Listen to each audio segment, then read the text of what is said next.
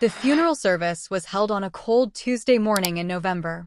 The cemetery was draped in gray clouds. My mother's casket sat above the open grave, ready to be lowered into the earth. I stood next to my husband, David, my hand gripping his arm so tightly I could feel my fingernails digging into his skin. I was numb. The kind of numb that comes from shock so profound that your body simply shuts down the ability to feel. My mother had passed away suddenly. A stroke. She was 73 years old and had been in perfect health the day before. One moment she was calling me to ask about my week. The next moment, she was in the hospital. By the time I got there, she was gone. I was 36 years old.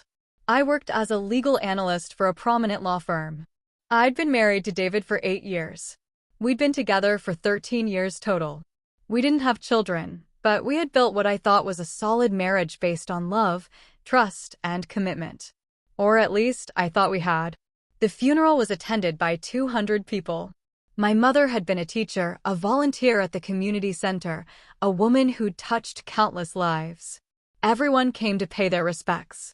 Friends, family, colleagues, former students. The love people had for my mother was evident in every gesture, every hug, every tear.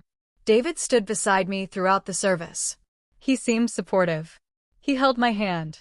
He spoke during the eulogy about what a remarkable woman my mother had been. He appeared to be grieving with me. I was grateful for his presence. I was grateful to have someone to lean on during the worst day of my life. What I didn't know was that he'd spent the previous night, the night before my mother's funeral, at a bar, hooking up with a woman he'd met on a dating app. I didn't learn this until 3 weeks later. I was in my mother's apartment, going through her belongings. I'd taken a week off work. I was trying to sort through her life and organize her estate. It was exhausting work, both physically and emotionally. I found myself crying constantly, crying in her bedroom, crying in her kitchen, crying while handling the everyday objects that had meant so much to her. I'd called David and asked him to help me. He said he was busy with work. He said he had a crucial meeting. He said he'd help me over the weekend. That's when I found the credit card bill on my mother's desk. It was addressed to my husband. His name. Our address. A credit card I didn't know existed. The charges were shocking. Hotel rooms at boutique hotels. Restaurant charges in parts of the city I didn't recognize. Bar charges. Dating app subscriptions. Uber rides to locations that were clearly not his work or our home. The charges went back 18 months. 18 months. My husband had been leading a double life for the entire year and a half that I thought we had a strong marriage. I felt physically sick. I went to the bathroom and threw up. Then I sat on my mother's floor and cried, not just from the shock of my husband's betrayal, but from the cruelty of it all. He'd been cheating on me. And now I had to deal with this revelation while grieving the loss of my mother. I called my therapist and managed to get an emergency session that afternoon. I don't understand, I said, sitting in Dr. Amanda Shaw's office. My mother just died. I'm grieving. I'm struggling. And my husband has been cheating on me for the past 18 months. How am I supposed to process all of this? One thing at a time, Dr. Shaw said gently. Right now, we're going to focus on your well-being. We're going to focus on what you need. And we're going to figure out what you want to do about your marriage. That night, I confronted David. He came home from work around 6 o'clock. I was sitting in the living room, the credit card bill in my lap. We need to talk, I said. He looked confused. About what? I held up the credit card bill. His face went pale. He tried to deny it at first. He said it was a mistake. He said the credit card company had made an error. He said the charges were fraudulent. Then I showed him the charges on our bank account that matched the credit card bill. The denial switched to anger. This is private, he said. These are my expenses. I'm entitled to financial independence. You're entitled to financial independence, I said quietly. But you're not entitled to cheat on me while I'm grieving my mother. That's when he finally broke. He admitted to the affair. Not an affair, affairs, plural. Multiple women. Multiple dating apps. Multiple hotel rooms. An entire secret life that existed parallel to our marriage. I was unhappy, he said. I've been unhappy for a long time. I felt like our marriage was boring. I needed excitement. I needed to feel alive. I listened to him justify his betrayal. I listened to him explain how my career had consumed too much of my attention, how I'd become distant, how he needed to find fulfillment elsewhere. Everything he said was designed to make his infidelity my fault. But here's what he didn't know. I'd spent the 3 weeks since finding the credit card bill documenting everything. I'd hired a private investigator. I'd pulled financial records from the past 3 years. I'd accessed our phone records. I'd documented every charge, every hotel stay, every dating app subscription. I'd even recovered deleted messages from his phone using a forensic recovery service. I had evidence of his infidelity, his lying, and his deliberate deception. I had evidence that would hold up in court. What he also didn't know was that I'd consulted with a divorce attorney. An excellent divorce attorney named Patricia Sinclair, who specialized in infidelity cases and asset division. This is very straightforward, Patricia had told me. He's engaged in infidelity. He's spent marital funds on his affairs. He's lied to you repeatedly. We have all the evidence we need to pursue a divorce that heavily favors you. What about our assets? I'd asked. Given the extent of his infidelity and his spending on affairs, we can argue for a larger share of the marital assets. We might also pursue a claim for emotional distress and fraud.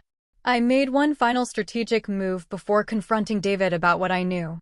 I went in my bank and moved 50% of the liquid assets into a separate account in my name only. This was legal. I was a joint owner of the account. I also consulted with Patricia about what to do with the house. Given that it was in both our names, I couldn't unilaterally remove David from the title. But I could prepare paperwork for a refinance that would eventually remove him. I also drafted a comprehensive separation agreement. I had Patricia review it. It was favorable to me, but not unfairly so. It showed that I was being reasonable and rational, not acting out of anger. Then I called David into my office at home. I printed out all of the evidence. All of it. Every credit card charge. Every hotel receipt. Every dating app subscription. Every recovered text message. Every Uber ride to various women's apartments. Here's what's going to happen, I said calmly. You're going to sign this separation agreement. You're going to move out of this house by the end of the week. And we're going to proceed with an amicable divorce. If you fight me on this, I'm going to file a lawsuit that will destroy you financially and professionally. David's face went through every emotion. First shock, then anger, then denial, then begging. Please, he said. Please don't do this. I made a mistake. We can work through this. We can go to therapy. We can fix our marriage. Our marriage was over when you started cheating on me, I said. Our marriage was over when you spent marital funds on affairs. Our marriage was over when you lied to me repeatedly while I was grieving my mother. You can't just throw away 13 years, he said, his voice breaking. I'm not throwing away anything, I said. You threw away 13 years when you chose to betray me. David hired his own attorney. He tried to fight the separation agreement. He tried to claim that I was being unreasonable. He tried to paint himself as the victim. His attorney presented evidence that I'd moved assets without consulting him. His attorney argued that I was acting out of anger and vindictiveness. Patricia was prepared for all of it. My client is a joint owner of the account, Patricia said in our first legal meeting with opposing counsel. She had every right to move those assets. And furthermore, given my client's evidence of her husband's infidelity and his spending of marital funds on affairs, her actions are not only legally justified, but entirely reasonable. She then presented all of my documentation. Every charge, every receipt, every recovered text message, every dating app subscription. The opposing counsel went pale. I need to speak with my client, he said. David realized at that moment that he had no viable defense. The evidence was overwhelming. He'd been caught red-handed, and fighting would only cost him more money in legal fees while his position got worse. He signed the separation agreement. The divorce was finalized 6 months later. I received 70% of the marital assets, including the house. David was ordered to pay spousal support for 5 years. He was also ordered to pay for my legal fees, given the extent of his infidelity and deception. But the financial settlement was just the beginning.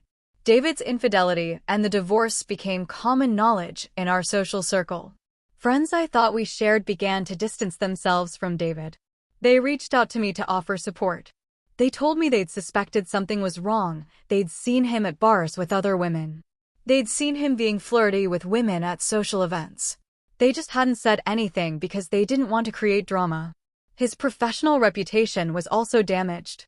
He worked in finance, a field where trust and integrity are paramount. His firm learned about the divorce and about the infidelity. Clients began to question his judgment. Partners began to doubt his reliability. Within a year, David was forced to resign from his position. He found work at a smaller firm at a significantly reduced salary. His career trajectory, which had been climbing steadily, was derailed. One of the women he'd been involved with, a woman named Brittany, reached out to me on social media. She wanted to talk. We met for coffee. I didn't know he was married, Brittany said. He told me he was divorced. He told me he was unhappy in a previous relationship. He lied to me about who he was. How long were you seeing him? I asked. About 4 months. When I found out he was married, I ended things immediately. But I wanted you to know that I didn't know. I wouldn't have gotten involved if I'd known. I appreciated her honesty. It also confirmed what I'd suspected. David had lied to multiple women about his marital status. He'd been manipulating and deceiving everyone in his life.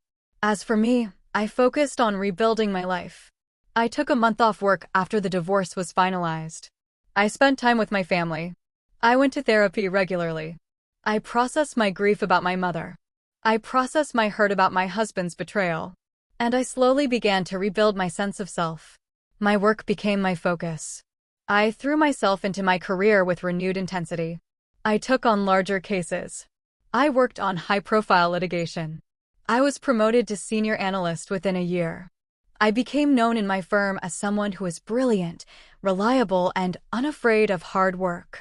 My social life expanded as well. I reconnected with friends I'd neglected during my marriage.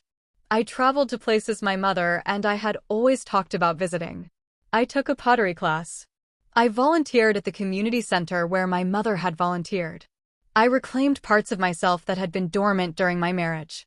2 years after the divorce was finalized, I met someone new. His name was Michael. He was a therapist who specialized in grief counseling. We met at a professional event. We started as friends.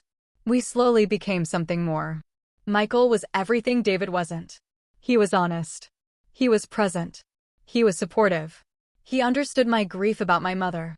He didn't try to minimize my experiences or gaslight me. He simply listened and loved me. We got married 3 years after we first met. It was a small, intimate wedding attended by people we truly loved. There was no performance, no pretense, just genuine connection and commitment. David, meanwhile, struggled. His second marriage to one of the women he'd met on the dating apps lasted only 2 years before she left him for infidelity. He had to pay alimony to 2 different women. He was fired from his job at the smaller firm after it was discovered that he'd been engaged in unethical practices with clients. He had to move to a different state to find work. He became someone people warned others about, a cautionary tale about what happens when you build your life on lies and deception. I didn't feel joy at his downfall. I felt sadness. I felt like David had squandered the opportunity to have a real life with someone who loved him. Instead, he'd chosen a path of deception and self-destruction. But I also felt validated. I felt like my decision to document everything, to pursue accountability through proper legal channels, and to refuse to accept his manipulation and gaslighting had been the right choice. Here's what I learned through this experience. Grief makes you vulnerable. It strips away your defenses. It makes you need support and connection more than ever. And sometimes, people take advantage of that vulnerability. They see grief as an opportunity to do whatever they want, knowing you're too fragile to fight back. But grief also teaches you something else. It teaches you what matters. My mother's death taught me that life is precious and finite. It taught me that time with the people you love is irreplaceable. It taught me that I deserve to spend that precious time with people who truly cared about me, not with people who were lying and cheating and manipulating. By refusing to accept David's betrayal, by documenting everything, and by holding him accountable through the legal system, I ensured that my grief became a catalyst for positive change in my life. not a trap that kept me trapped with someone who didn't deserve me. The best revenge wasn't destroying David's life. David destroyed his own life through his own choices. The best revenge was recognizing that I deserved better. The best revenge was pursuing a life based on truth and integrity. The best revenge was grieving my mother's death with people who truly loved me, not with someone who was lying and cheating behind my back. I survived infidelity. I survived betrayal. I survived grief. And I didn't just survive, I thrived. I built a career I'm proud of. I built a marriage based on honesty and trust. I became an advocate for people going through similar situations. I transformed my pain into purpose. And David became a cautionary tale. A story people tell about what happens when you believe your own lies for too long. A story about how deception, once exposed, destroys everything you've built. That's the last laugh. That's the real victory. If you've been betrayed by someone you trusted, if you've been cheated on while grieving or going through difficult times, I want to hear your story. Drop a comment below and tell me how you reclaimed your power. And don't forget to subscribe for more stories of justice, betrayal, and triumph. Subscribe now and turn on notifications so you never miss an upload. These stories of people who've overcome betrayal and built extraordinary lives are coming your way. You won't want to miss a single one.